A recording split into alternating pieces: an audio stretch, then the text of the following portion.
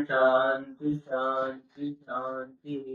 शंकरं शंकराचार्यं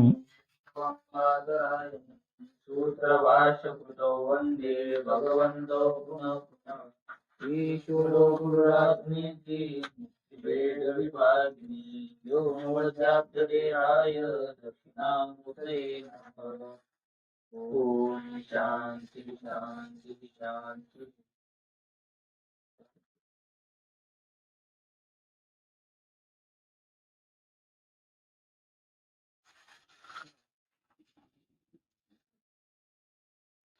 सूत्र चल रहा है योग चित्त वृत्ति निरोधः। क्या योग का लक्षण बता दिया है। सारे चित्त वृत्ति के निरोध को रोकना, नष्ट करने को योग कहा जाता है। तो सर्व शब्द यहाँ नहीं है, सर्व शब्द अग्रहणात्। इसलिए योग दो प्रकार का है, संप्रज्ञात योग, संप्रज्ञात समाधि और असंप्रज्ञात समाधि। तो योग से दोनों लिए जाएंगे, संप्रज्ञात समाधि भी ली जाएगी और संप्रज्ञात समाधि भी ली जाएगी। चित्तम ही प्रख्या प्रवृत्ति स्थितिशीलत्वा त्रिगुणम। चित्त ये ज्ञान, प्रवृत्ति और स्थिति स्वभाव वाला होने से चित्त भी तीन गुण वाला है, सत्व रज तम गुण वाला है ना। जब वो ज्ञान स्वरूप चित्त बन जाता है, जब सत्वगुणात्मक जब चित्त ज्ञान रूप हो जाता है, तब क्या रजोगुण तमोगुण नहीं होते क्या? नहीं, ऐसा नहीं, रजोगुण तमोगुण भी होते हैं। हाँ, इसलिए कहा रजतमभ्याम संसृष्टम, है ना। रजो और तमोगुण से मिलावट उसमें हो गई होगी, तो वो क्या होता है, कैसा होता है? ऐश्वर्य विषय प्रियम भवति। जिसको ऐश्वर्य मतलब अष्ट सिद्धि है ना, अणिमा प्रतिमा वाह वाह वाह वाह वाह, अब आ गया, कोरम पूर्ण हुआ। तो ये ऐश्वर्य और विषय, लौकिक विषय प्रियम भवति, वही चित्त तम के द्वारा घिरा हुआ हो जाएगा, तो अधर्म, अज्ञान, अवैराग्य, ऐश्वर्य वाला बन जाता है, उपगम भवति। वही क्या हो गया, चित्त महावरण मतलब तमोगुण समाप्त हो गया, प्रक्षीण हो गया, कम हो गया, तो सर्वदा प्रद्योतमान अनुविद्धम रजो मात्रया धर्म ज्ञान वैराग्य ऐश्वर्य उपगम भवति। महावरण अगर कम हो गया, तमोगुण अगर कम हो गया, तो चारों ओर से चमचम करता हुआ प्रद्योतमानम, और रजो मात्रा, इतनी रजा मात्रा से जुड़ा हुआ वो कैसा हो जाएगा? धर्म ज्ञान वैराग्य प्रख्यारूप चित्त है, रजतम दोनों गुण से जोड़ा हुआ होगा, तो ऐश्वर्य और विषय का यह होता है ना। तम उसमें सत्वगुण है, मगर उसमें तम की मात्रा ज्यादा होगी, तो अधर्म अज्ञान वैराग्य अनैश्वर्यम बतिम। अब महावरण तम दब गया और रज बढ़ गया, तो सर्वथा प्रद्योतमानम, रजो मात्र से जुड़ा हुआ धर्म ज्ञान वैराग्य ऐश्वर्य उपगम भोग, उसमें धर्म होता है, ज्ञान होता है, वैराग्य होता है और ऐश्वर्य होता है। बराबर है ना? वहां रजोमल भी समाप्त हो गया। तदेव रजोलेश मल अपेतम, रजोलेश मल अपेतम स्वरूप प्रतिष्ठम। रजो का मल भी क्या हो गया? अत्यंत कम हो गया, स्वरूप में प्रतिष्ठित हो गया। तब क्या? सत्व पुरुष अन्यथा ख्याति मात्रम, प्रकृति भिन्न है, मैं भिन्न हूं, इसको अन्यथा ख्याति कहते। अन्यथा ख्याति मात्रम, उसको कहेंगे धर्म मेघ ध्यान उपगम भवति। पृष्ठ 22 पर कहा गया है, लिखो पृष्ठ 22, धर्म मेघ को अधोरेखा करो। उसको ही ध्यान करने वाले लोग प्रसंख्यान नाम से कहते हैं। क्या कहते हैं? प्रसंख्यानम इति आचक्षते ध्यान विद। ये क्या हो गया? संपर्क ज्ञात समाधि की बात होगी। चिति शक्ति अपरिणामिनी अप्रतिसम संक्रमा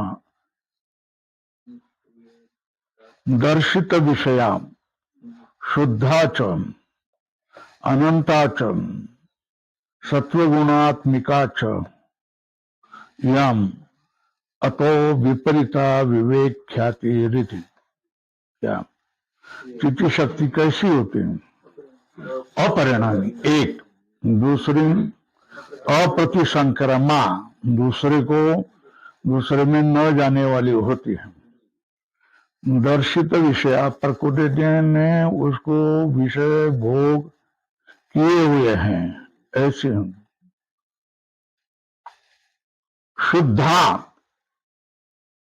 वो शुद्ध होती है, वो अनंत होती है।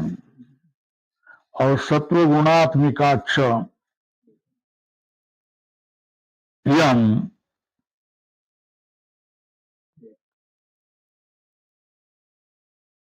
इसलिए सत्व गुणात्मिका कौन है? विवेक ख्याति है। वो क्या होता है? विपरीत उससे होती है। क्या? तृतीय शक्ति अपरिणामी अप्रतिसंक्रमा दर्शित विषया शुद्धा अनंता च, और ये अन्यथा ख्याति सत्वगुणात्मिका च यम अतो विपरीता विवेक ख्याति। इसलिए विवेक ख्याति ये उससे चित्त शक्ति से विपरीत है। अतः तस्याम विरक्तम चित्तम, कैसे? तस्याम मतलब अन्यथा ख्याति से, अतः तस्याम मतलब अन्यथा ख्यातिम विरक्तम चित्तम ताम अपे ख्यातिम निरुनद्धि। उस अन्यथा ख्याति को भी क्या करता है? रोक लेता है, निरुनद्धि। और तद अवस्थम संस्कार उपगम भवती, उसी अवस्था में संस्कार की क्या होता है? तद अवस्थम संस्कार रूप बन जाती है ना? तद अवस्थम संस्कार उपगम भवती, उसको क्या कहते हैं? निर्बीज समाधि। क्या कहते हैं? न तत्र किंचित संप्रायते, वहां कुछ भी जाना नहीं जाता है, सब जानने की क्रिया स्तब्ध हो जाती है।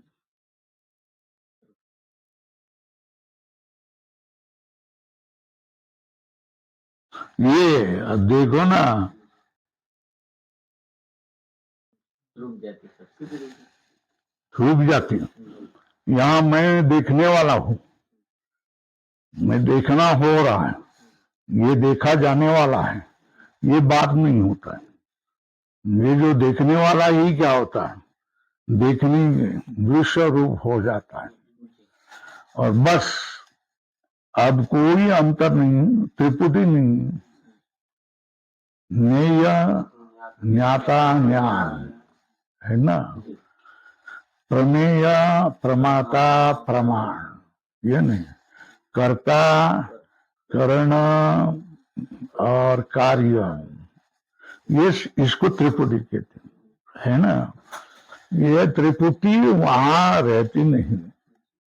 चित्त क्या होता है, उस परम स्वरूप वाले आकार वाला बन जाता है। सो अतः तस्याम विरक्तम चित्तम, अन्यथा ख्याति से विरक्त चित्त, संप्रज्ञात समाधि से भी विरक्तम चित्तम, तामपि ख्यातिम, तामपि ख्यातिम मतलब अन्यथा ख्यातिम, लिखो अन्यथा ख्यातिम, निरुणद्धि, निरुणद्धि मतलब रोक देता है, बस हो गया।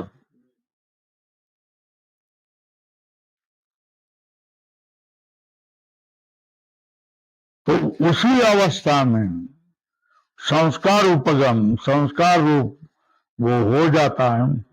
वही क्या होता है, निर्बीज समाधि, है ना। न तत्र किंचित संप्रायते, उस वहां कुछ का भी क्या होता है, ज्ञान नहीं होता है। न तत्र किंचित संप्रायते, इसलिए उसको क्या कहा जाता, असंप्रज्ञात, आगे लिखो समाधि ही।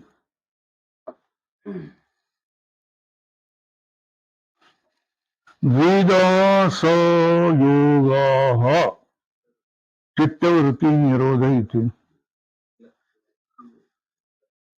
वो योग दो प्रकार का है, योग चित्तवृत्ति निरोध है ना। योग क्या है, चित्तवृत्ति का निरोध है, वो द्विविध है, संप्रज्ञात असंप्रज्ञात। लिखो लगे तो संप्रज्ञात, द्विविध के ऊपर लिखो संप्रज्ञात असंप्रज्ञात।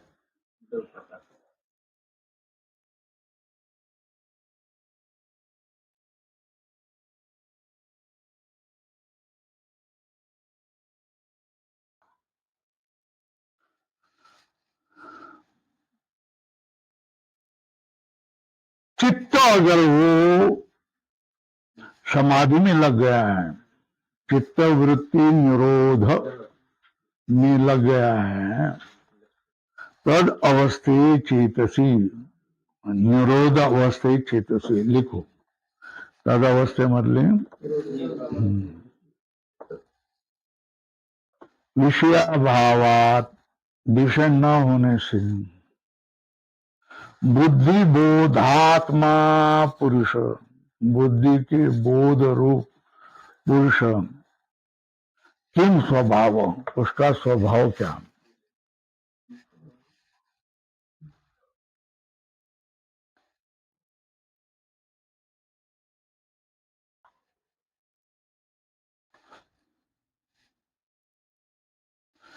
तत् आकार परिणित बुद्धि बोधात्मा, बुद्धि बोध रूप अयम पुरुष सदा अनुभूयते, न तो बुद्धि बोध रहित, बुद्धि बोध रहित नहीं होता है ना।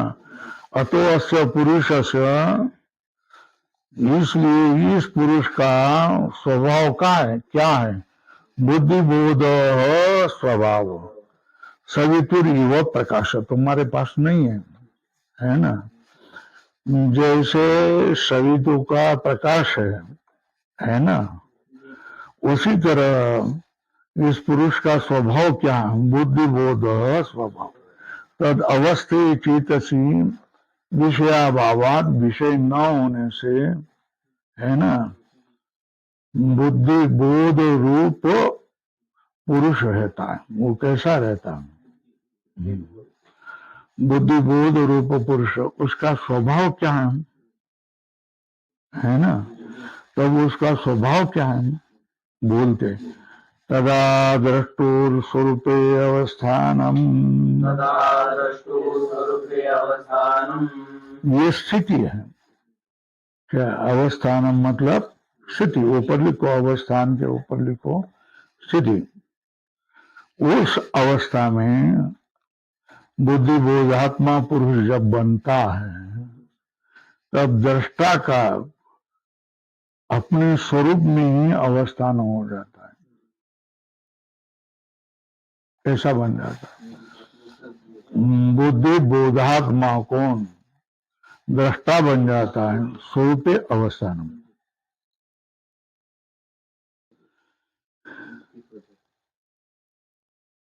चिति शक्ति कैसी होती है, चैतन्य शक्ति कैसी है ना, स्वरूप प्रतिष्ठा तदानीं चिति शक्ति, चिति शक्ति स्त्रीलिंग है, प्रतिष्ठा ताबंत है, उसका विशेषण तदानीं चिति शक्ति स्वरूप प्रतिष्ठा।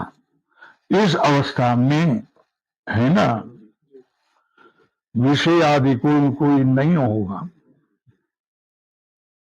देखो सीधी बात है, आप यहाँ होगे तो हम आपको पढ़ाएंगे, क्या पढ़ाएंगे, योग सूत्र। बाद में आए तो उनको क्या पढ़ाएंगे, हो गया। क्यों? क्योंकि वो है, और आप गए तो, और वो भी गए तो फिर क्या रहेंगे, अपने में मस्त रहेंगे ना। वही बात है ना, सामने विषय नहीं है तो चिति शक्ति क्या स्वरूप प्रतिष्ठा है ना। चिति शक्ति मतलब चैतन्य तत्व पुरुष मतलब आत्मा है ना। स्वरूप प्रतिष्ठा तदानीं चिति शक्ति, इसका अर्थ लग गया।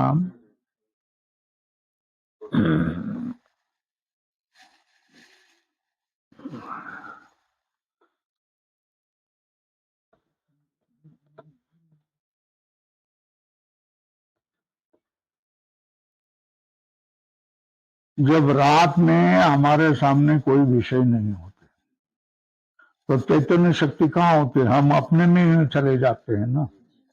मरने के बाद ये कोई पदार्थ नहीं होते तो चैतन्य तो होता है ना। तो चैतन्य किस में रहता है, अपने में प्रतिष्ठा रहता है। दूसरे में प्रतिष्ठित कब हो जाएंगे, जब तुम्हारे लिए दूसरा कोई होगा तो, है ना। जब यहाँ ये है तुम इसमें प्रतिष्ठित हो जाएंगे, धन है तो धन में प्रतिष्ठित हो जाएंगे, है ना। नौकरी है तो नौकरी में प्रतिष्ठित हो जाएंगे, सामान है तो सामान में प्रतिष्ठित हो जाएंगे, जमीन होगा तो जमीन में प्रतिष्ठित होगा, और कुछ भी नहीं होगा तो किस में हो जाएगा, अपने में प्रतिष्ठित हो जाएगी, अथवा कहीं प्रतिष्ठित नहीं, ऐसा ही कहेंगे ना। तदा द्रष्टु स्वरूपे अवस्थानम, क्या कहा, तो पुरुष का स्वभाव क्या है, असंप्रज्ञात समाधि लग गई है, समाधि लग गई है, तब दृष्टा का स्वभाव क्या होगा, तो बोलता स्वरूपे अवस्थान, अपने स्वरूप में स्थिति हो जाती। स्वरूप प्रतिष्ठा तदानीं स्थिति शक्ति कल्पना। दृष्टांत क्या, कैवल्य। कैवल्य मतलब क्या होना, केवल से भाव कैवल्य है ना। जब दूसरे सारे पदार्थ प्रधान मेरे लिए नहीं है, प्रधान मेरा से कोई संबंध नहीं, तो फिर वो अकेला हो गया ना, हो गया ना। अब सारा जीवन भर क्या किया, पढ़ा, नौकरी की, फिर क्या किया, पत्नी की, फिर क्या किया,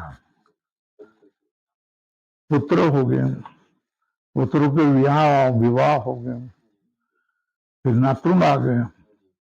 अब उसके मन में आ गया, अब तक मैं जीवन भर में इन सब के लिए काम किया, अब मैं इनके लिए काम नहीं करूंगा, है ना।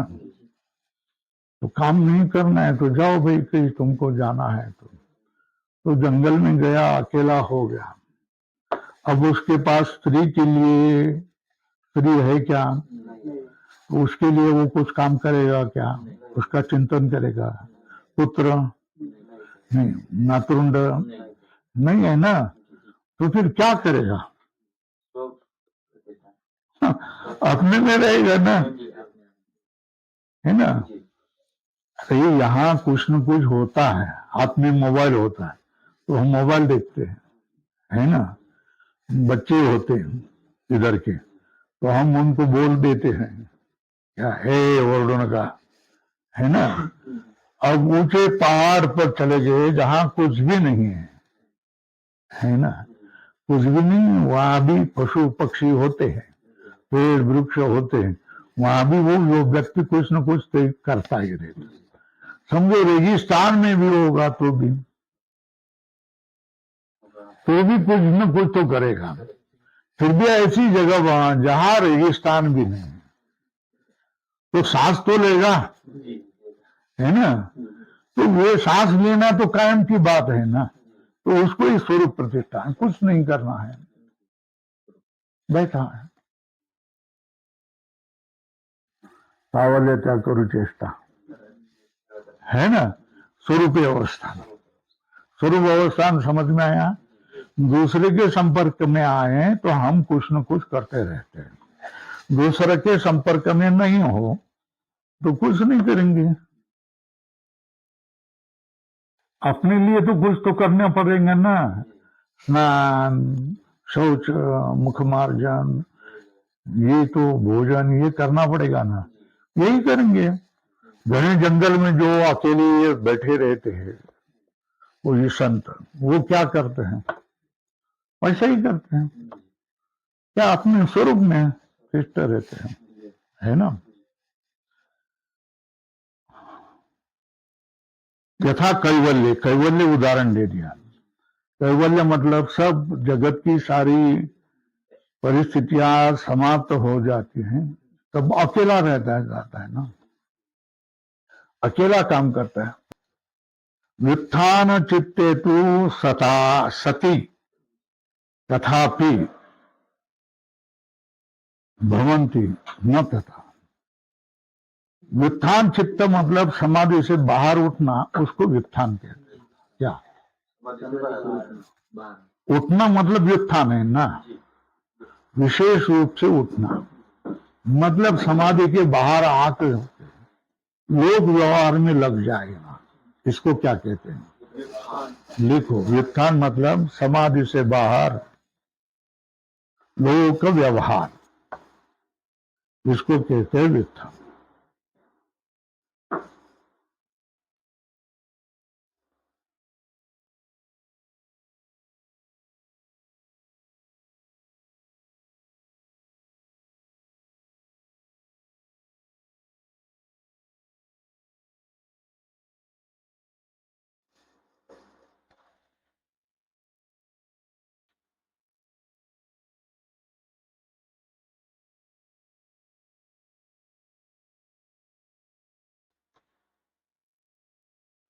चैतन्य शक्ति कूटस्थ नित्य है ना। क्या चैतन्य शक्ति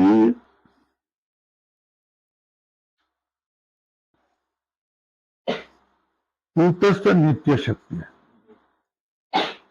वो समाधि में अपने स्वरूप में चली जाती है। तो व्युत्थान में वैसी होती है कि नहीं, कूटस्थ नित्य होती है कि नहीं, क्योंकि वो स्वभाव है ना, है ना। क्या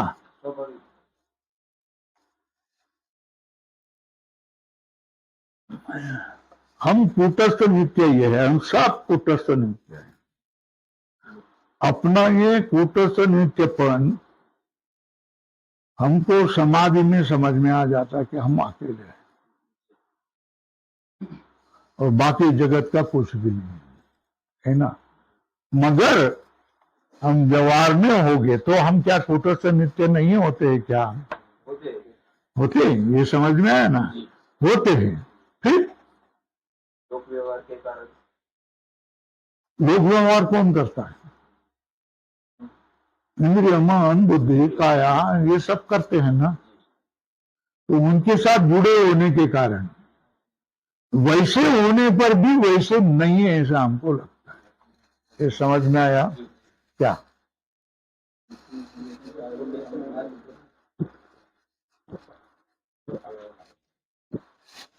वैसे होने पर भी हम वैसे नहीं, ऐसा लगता है। वास्तव में च्युति शक्ति समाधि काल में कूटस्थ नित्य का अनुभव आ जाता है, तो व्युत्थान काल में भी वो वैसी है कि नहीं? वैसी है। फिर भी संग होने से क्या हो जाता है? वैसी नहीं होती है, लगता है ना? अब देखो,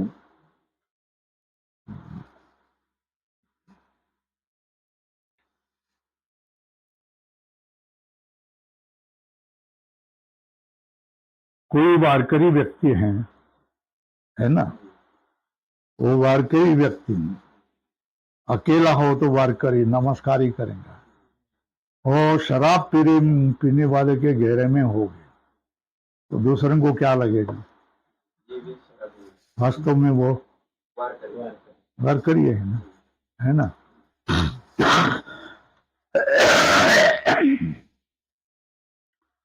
हम एक बार चित्रकूट में गए थे, निमिषार में गए थे, तो वहां पीरी कोठी नाम की एक आश्रम है। उन लोगों का कहना है कि बीड़ी मत पो, बीड़ी मत पो, बीड़ी मत पो। सब लोगों का आग्रह है कि बीड़ी मत पो, क्योंकि वो आश्रम के बाहर के सारे लोग आदिवासी हैं, वो बीड़ी उनको रोज को लगते हैं। तो हम गैरिक वस्त्रधारी थे, हम निकल आए, थोड़े थक गए, दूसरे लोग बैठे थे उस पेड़ के नीचे, तो हम भी बैठे। अब वो लोग बीड़ी पी रहे थे, खेत से काम किए हुए लोग बीड़ी पिए थे, तो हम भी उनके आसपास ऐसे बैठे हुए थे। तो दूसरे आश्रम से आने वाले जो दूसरे लोग थे, उनको लोगों को लिया, देखो ये क्या करते हैं, बीड़ी मत पो, बीड़ी मत पियो, कहते हैं अब ये देखो बीड़ी पी रहे हैं। मैं तो नहीं बीड़ी पी रहा, मुझे दूसरे को लग रहा था। क्यों? बीड़ी पीने वाले का तुमने संसर्ग किया है ना, तो उसी तरह जो क्या करने वाले हैं, त्रिगुणात्मक हैं, ये त्रिगुणात्मक के संपर्क में आने पर जो त्रिगुणात्मक नहीं है, ऐसी चिति शक्ति मतलब चैतन्य पुरुष भी त्रिगुणात्मक लग जाता है। तो इसको कैसा क्या? व्युत्थान चित्तेतु सती तथापि भवन्ति न तथा। क्या व्युत्थान चित्त मतलब लिखा है ना, समाधि के बाहर व्यवहार काल में, लोग व्यवहार काल में, वहां भी क्या हो गया? स्वरूप में अवस्थान सती तथापि भवन्ति, है ना? वो वैसा ही होने पर भी, स्वल्प विराम करो, न तथा,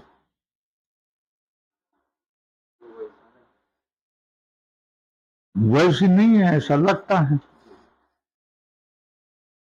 हमारे यहां में कहा कूटस्थ नित्यातिथि शक्ति अपने स्वरूप से कभी भी दूर हटती नहीं। लिखो, लिखते लो, यहाँ ही नीचे कहीं लिखो, वहां चिन्ह करो। क्या लिखेंगे? कूटस्थ नित्यातिथि शक्ति स्वरूपात न चव्यते। कूटस्थ नित्यातिथि शक्ति स्वरूपात न चव्यते तेन यथा निरोधे तथैव व्युत्थाने अपि।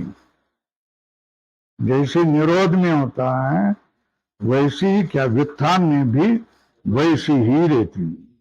जैसे शुक्तिका प्रमाण के विपर्य होने से रजत जैसी लगती है, मगर स्वरूप में शुक्तिका ही होती है ना, वैसा ही स्वरूप अवस्था नहीं। व्युत्थान चित्ते तो सती तथा, तथा मतलब स्वरूपावस्थानम। देखो, तथा मतलब स्वरूपावस्थानम,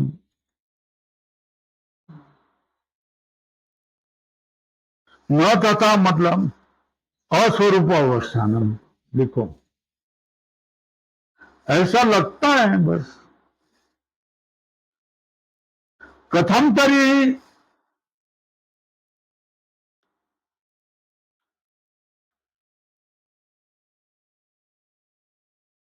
कथम तरी प्रश्न चिन्ह दर्शित विषयत्वात्, है ना। व्युत्थान चित्त में स्वरूप अवस्थान होती है, नहीं, निरोध स्थिति में स्वरूप अवस्थान होती है ना। फिर व्युत्थान में कैसे होती, न तथा कहा है ना, न तथा का अर्थ क्या होगा, वैसी नहीं। फिर कथम तरी, कैसा, है ना। तो फिर बोलते हैं दर्शित विषयात, ये हेतु बताई, अनुमान है। वृत्ति सारूप्यम इतरत्र, वृत्ति सारूप्यम इतरत्र, व्युत्थान चित्त में चैतन्य शक्ति कैसी होती है, हम बताए ना, जैसे है ना, स्त्री होगी, स्त्री से रममान होता है, बच्चे होगे तो बच्चे से रममान होते हैं, नातरुंड होगे तो नातरुंड से क्रीड़ा, ये सब कुछ नहीं होगे तो क्या करेंगे, अपने में व्यवस्थित रहेंगे, है ना। वृत्ति सारूप्यम इतरत्र, इतरत्र मतलब व्युत्थान अवस्थायाम, वृत्ति सारूप्यम, वृत्ति के स्वरूप, चित्त के वृत्ति के स्वरूप, सारूप स्वरूप होता है। ये लग गया। अब व्युत्थाने, व्युत्थाने याश चित्तवृत्तया तद अविशिष्ट वृत्ति ही पुरुष। स्पष्ट कहा, कहा कहा कहा कहा कहा, कब की बात चल रही है, कौन से काल की बात है। अब दो अवस्था ना, निरोध अवस्था, व्युत्थान अवस्था। निरोध अवस्था मतलब सारे बाहर की अंतःकरण की वृत्तियां नष्ट की गई है ना, ये निरोध अवस्था। और व्यवहार में आ गया तो हर क्षण में भिन्न भिन्न वृत्ति हो रही है ना, है ना। तो व्युत्थाने, व्युत्थान मतलब लोक व्यवहारी, या चित्तवृत्तया, जो चित्तवृत्तियां होती है, तद अविशिष्ट वृत्ति, विशिष्ट नहीं, अविशिष्ट, समान वृत्ति। अविशिष्ट मतलब समान वृत्ति कौन होता है, पुरुष। जैसे चित्त वृत्ति होती है उसी तरह ही पुरुष रहता है। वृत्ति, वृत्तु वर्तन है, वर्तमान करना, रहना। तो चित्त जैसा रहता है वैसा ही क्या रहता है, चैतन्य शक्ति भी रहती है। व्युत्थाने या चित्तवृत्तय तद अविशिष्ट मतलब समान वृत्ति पुरुष, वो पुरुष कैसा हो गया, समान वृत्ति वाले हो गए। तथा च सूत्रम, वैसा सूत्र भी है, सांख्य सूत्र, एकम एव दर्शनम ख्यातिरेव दर्शनम इति। क्या हो गया, एक ही दर्शन है, ख्याति, ख्याति मतलब ज्ञान, ये दर्शन है ना। एकम एव दर्शनम ख्यातिरेव दर्शनम, एकम एव दर्शनम ख्यातिरेव दर्शनम, ननु प्रश्न आ जाएगा, जितनी भी इनकी बुद्धि होगी, जितने भी अलग अलग बुद्धि हो, उनका दर्शन एक ही होगा, ये कैसे क्या? बराबर है ना? देखो, वृत्ति कैसी होती है? शब्द, रूप, रस, गंध, स्पर्श को करने वाली होती है ना, है ना? नहीं तो फिर क्या हो गया? विवेक को करने वाली होती है। दो प्रकार की वृत्ति होती है ना? एक तो शब्दादि विषया और विवेक विषया वृत्ति। लिखो, देखो, वृत्ति शब्दादि विषया विवेक विषयाची वृत्ति, वो जड़ रूप से अनुभव्या। वो क्या है? जड़त्वेन अनुभव्या। चित्त की वृत्ति भिन्न भिन्न विषय में चले जाएगी तो विषयाकारा वृत्ति बन जाएगी, शब्दादि विषयाकारा वृत्ति हो जाएगी। अब जब विवेक करेगा तो विवेक विषया बुद्धि हो जाएगी। मगर ये बुद्धि की वृत्ति प्रकृति है ना, प्रकृति का ही एक भाग है ना, महत्त्व। तो जड़त्व ना अनुभव, वो जड़ रूप से ही उसका दर्शन होगा। लिखो, क्या? जड़त्व ना अनुभव्या, क्या? चित्त से वृत्ति।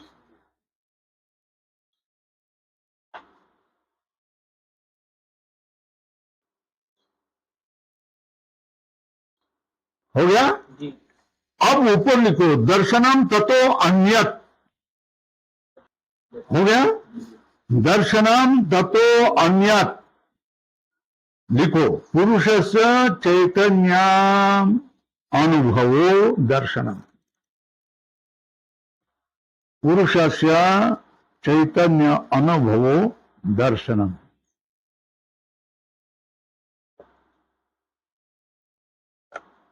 ये समझ में आया?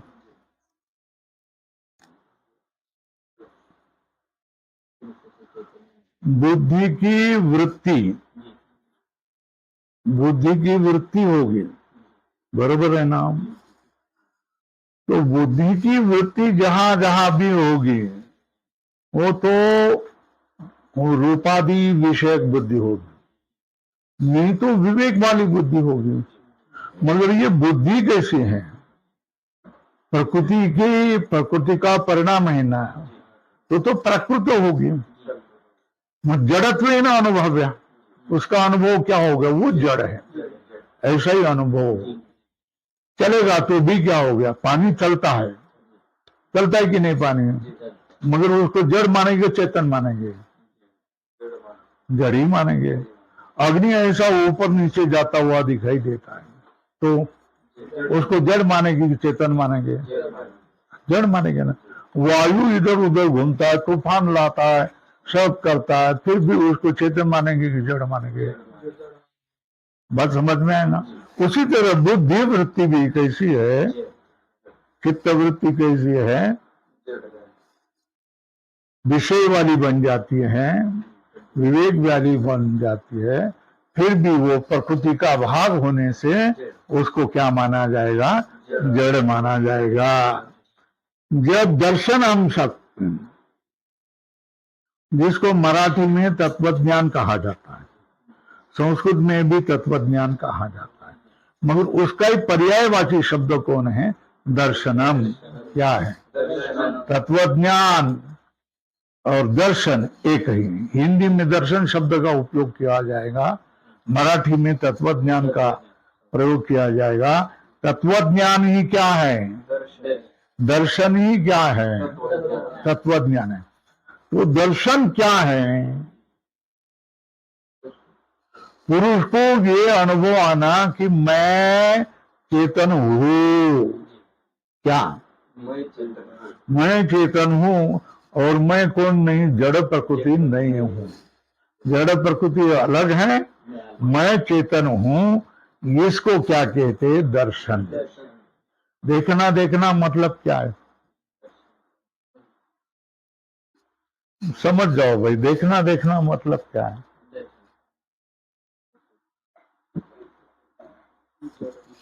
देखना और दर्शन, इसमें कोई फर्क है क्या?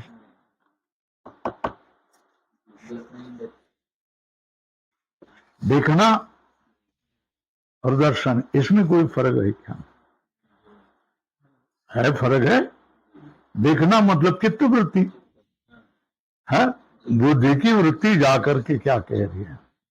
मोबाइल ये है, ऐसी कह रहे हैं ना। बुद्धि वृत्ति उसमें चिदाभास होकर के क्या कह रहा है? विषयों का ज्ञान हो गया, विवेक का ज्ञान हो गया, मगर उनमें मैं स्वयं चैतन्य हूं और मैं प्रकृति से अलग हूं, ऐसा जब ज्ञान हो गया तो आपने सही अर्थ में देख लिया, दर्शन किया। उसको क्या कहा जाता है? दर्शनम। उसको क्या कहा जाता है? बरोबर है ना? अब देखो,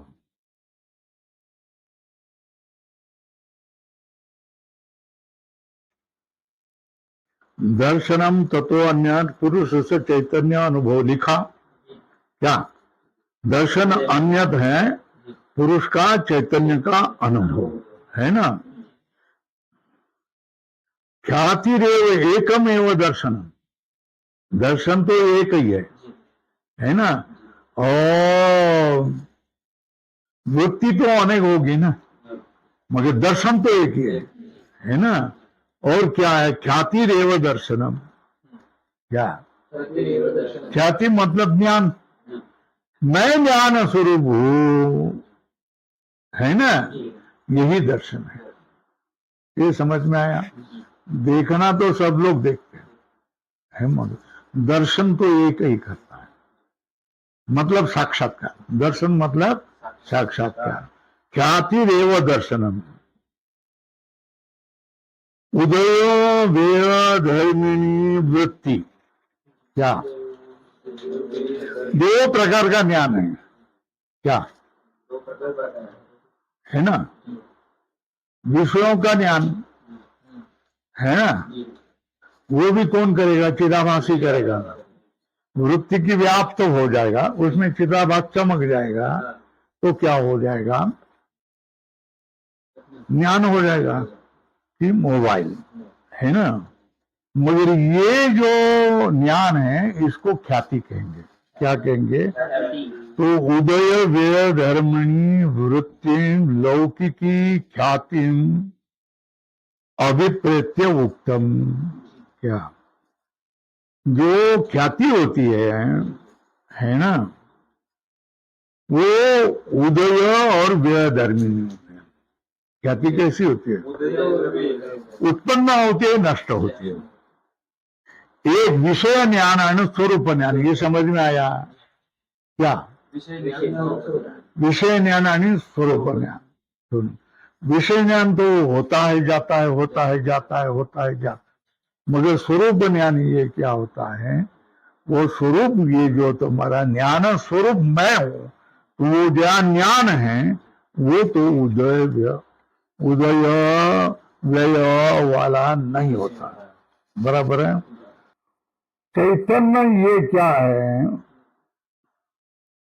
चैतन्य ये पुरुष का स्वभाव है। क्या समझ में आया? चैतन्य क्या है?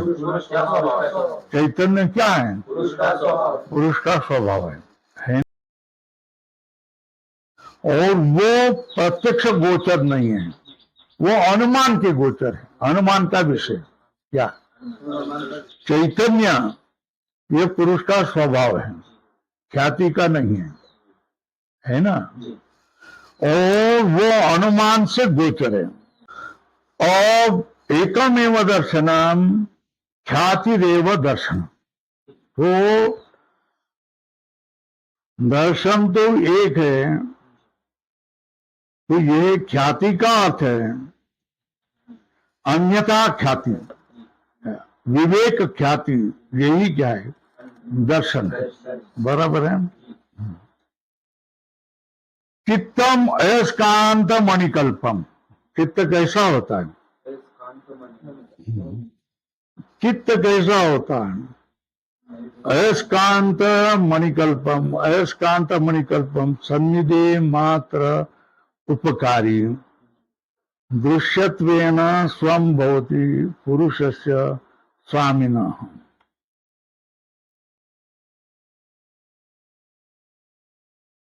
अयस्कांत मणि मतलब चुंबक। क्या अयस्कांत मणि का अर्थ क्या है? तो वो उसके सन्निधि में कोई आ जाएगा तो उसको उपकार करने वाला होगा ना? क्या उसके सन्निधि में आएगा तो करेगा, दूर होगा तो उपकार नहीं करेगा। चित्तम अयस्कांत मणिकल्पम सन्निधि मात्र उपकारी है ना। ये क्या होता है? दृश्य है। कौन? चित्त कौन है? दृश्य है। किसका? दृष्टा पुरुष का। दृश्यत्वेन स्वं भवति पुरुषस्य स्वामी। स्वामी और स्वम क्या? स्वम अस्य अस्ति इति स्वामी क्या है ना। स्व का अर्थ है मालमत्ता है ना, जिस पर अधिकार होता है। किसका? स्वामी का। बराबर है ना। पुरुषस्य स्वामिनः स्वं भवति मतलब मालकी का सामान है ना। जैसा अब मैं मालक हूं तो ये मेरा सामान है, ये मेरा सामान है, वो तुम्हारा सामान है क्योंकि तुम मालक हो। समझ में आया? स्व मतलब अधिकार का सामान, वो जिसका है उसको क्या कहते हैं? स्वामी। चित्त क्या होता है? स्वम होता है। चित्त क्या होता है? किसका? स्वामी पुरुष का। और वो कैसा होता? अयस्कांत मणिकल्पम सन्निधि मात्र उपकारी। हो गया। तस्मात् चित्त वृत्ति बोधे पुरुषस्य अनादि संबंधो हेतु। इसलिए चित्त वृत्ति का वो पुरुष का चित्त वृत्ति बोध होने में ये चित्त वृत्ति चित्त और पुरुष का अनादि संबंधो हेतु है। क्या? चित्त वृत्ति बोधे, चित्त वृत्ति संबंधी बोध होने के पुरुष का जो अनादि संबंध है यही कारण है। चित्त की वृत्ति का बोध होने के लिए पुरुष का जो अनादि संबंध है चित्त के साथ वही कारण है। उसको कल अब और व्यवस्थित करेंगे। ओम पूर्णमदः पूर्णात् पूर्णमुदच्यते पूर्णस्य पूर्णमादाय पूर्णमेवावशिष्यते। ओम शांति।